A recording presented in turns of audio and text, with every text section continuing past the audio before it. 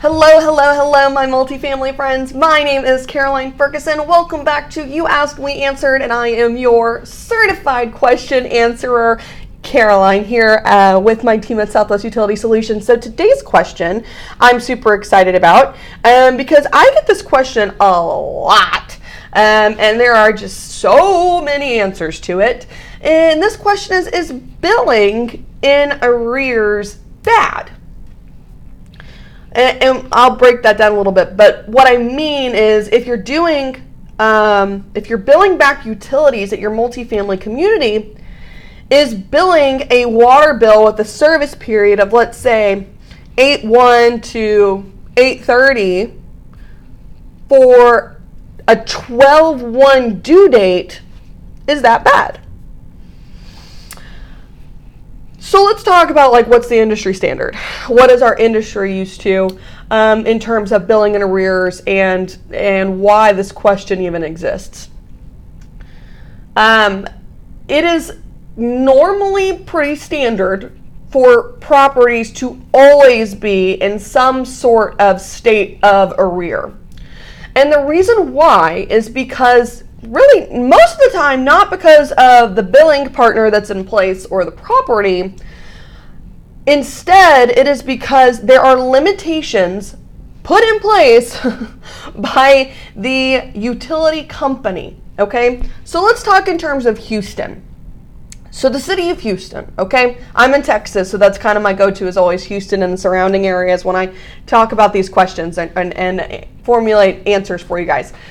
The city of Houston may be where your property is located, and within that environment, they're producing your water bill. Okay, a water bill from the city of Houston dated from let's play with September. Let's say that your city water bill has service dates of 9/1 to 9/30. Okay, that bill is not ready for you, the property owner or the property management professional, on 9/30. It is never, ever, ever ready on that end service date or that end meter read date.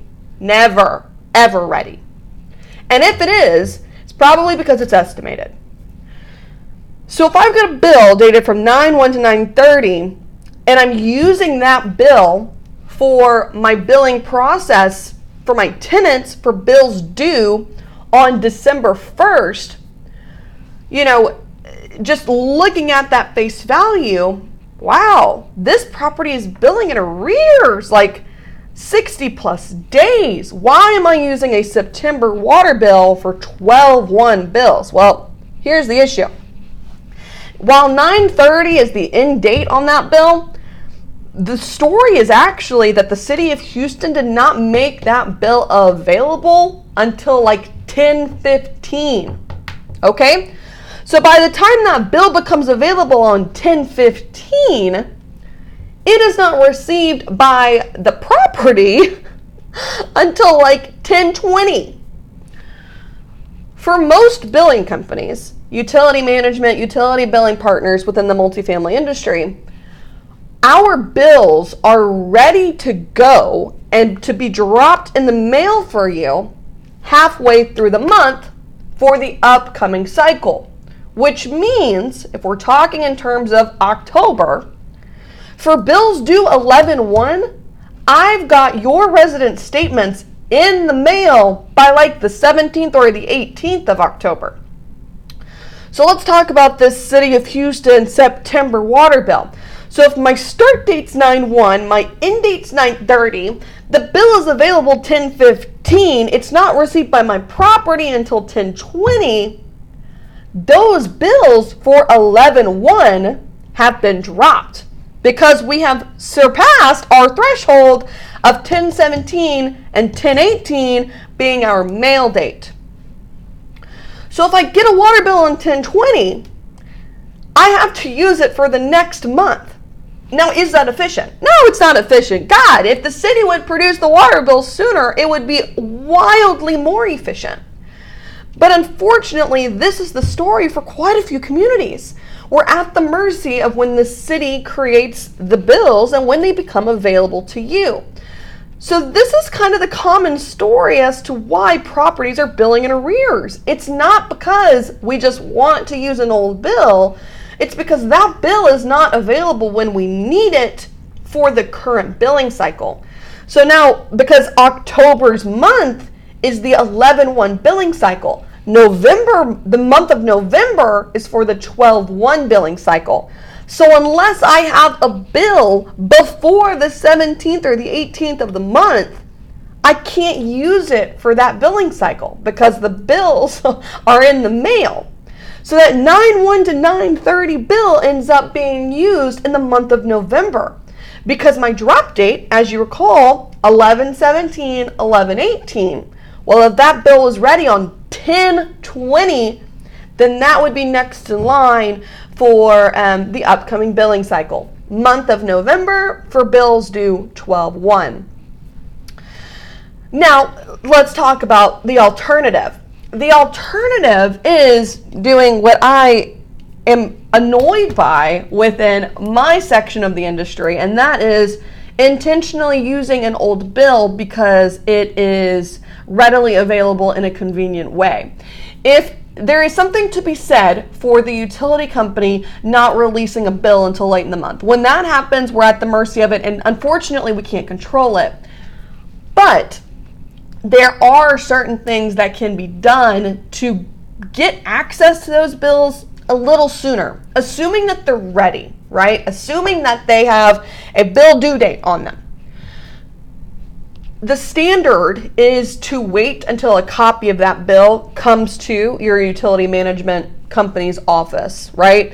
Or the property manager sends your utility billing account manager a copy of that bill. Well, I would argue with that. I would encourage you to find a utility management partner that is going to the city for you.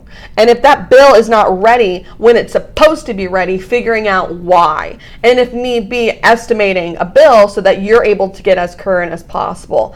Most of the time, passing through a September bill for a 12/1 due date is unacceptable.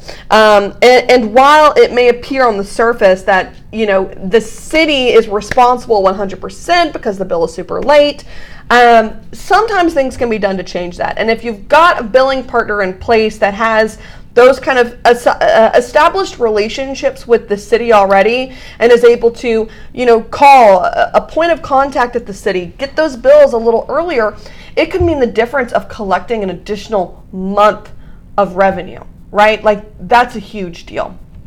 That's a really, really, really big deal. So let's talk about what my team would say about billing in arrears. If we're at the mercy of the utility company and there's no way, shape, or form to get a more current bill readily available earlier in the month, then we're at the mercy of it, right? But we have a logical explanation when having to communicate that to residents, because that is by far probably one of the most confusing things to talk about is, if I've got a bill due December 1st, why are you charging me for water in September? Because what happens is when you're about to move that resident out, let's say that resident moves out on January 1st, now that resident is receiving a huge final bill for water all the way from September 30th to January 1. That is going to be a big bill. That's like 3 months worth of water. Are they going to pay it? Probably not. And you're probably going to have to take it out of their security deposit. And do we really want to take our final invoices out of our security deposits? Aren't the security deposits there for something else? Just a thought. So most of the time I would say it's unacceptable. I would do everything within my power to get you more current with kind of pre-established relationships with the city, the municipality that your community is located in, that my team and I have just built over years of doing this. So yeah, I mean, that's pretty much it for this question. It's a really good question. Unfortunately, it's a pretty complicated answer. Why do properties bill in arrears? Is billing 60 days in arrears bad? Yes and no. It depends. It depends on your specific bill. It depends on the bill date, when the bill becomes available. What process do you have in place to retrieve that bill? Can that process be improved? And if so, chances are you could probably pick up 30 days to get you 1 month more current in your billing practices. So Great question. Thank you for asking. You keep asking awesome questions and we will keep answering them. Thank you guys so much. Our goal is to bring value to the multifamily industry and we will continue to do so as long as you guys keep asking phenomenal questions. Talk to y'all soon. Bye-bye.